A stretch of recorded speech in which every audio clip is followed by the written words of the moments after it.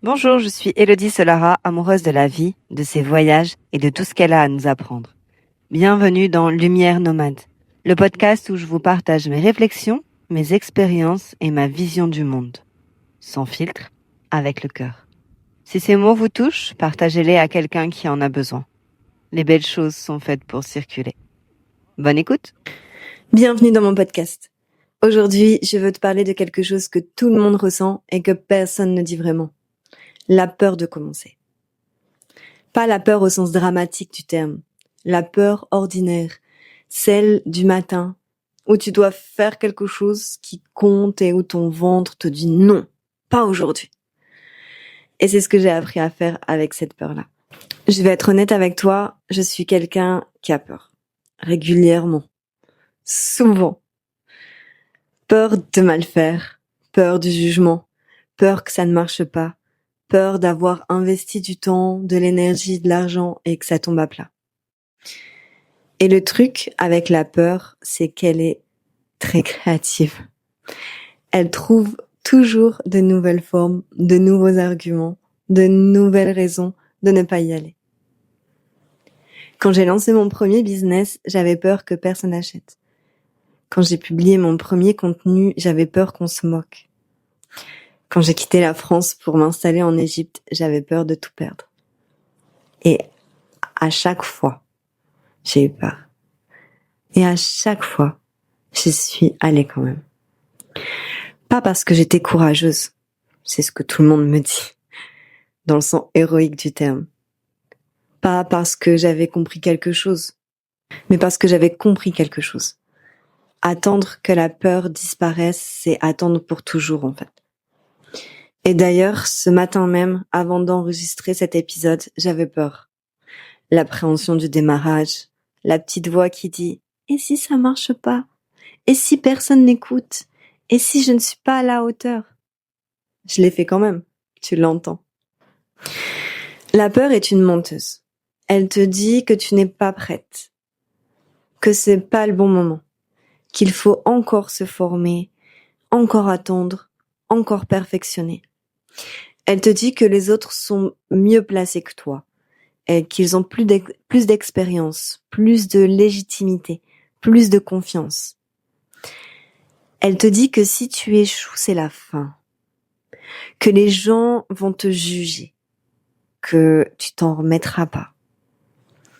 Et le problème, c'est que tout ça sonne tellement raisonnable, tellement prudent, tellement sensé. Sauf que c'est faux. Tu seras jamais prête à 100%. Le bon moment, il n'existe pas. Et les gens sont beaucoup trop occupés par leur propre peur pour vraiment se soucier des tiennes. Ce que j'ai appris, c'est que la zone de confort, cette fameuse zone de confort dont tout le monde parle, elle ne se quitte pas quand on n'a plus peur.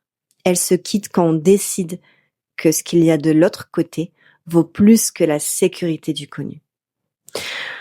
Parfois, on ne quitte pas la zone de confort par choix, on en est éjecté, par une trahison, par une perte, par une situation qui nous force à bouger.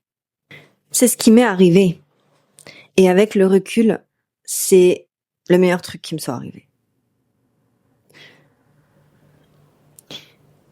Il y a une chose que j'ai lue un jour et qui ne m'a plus quittée.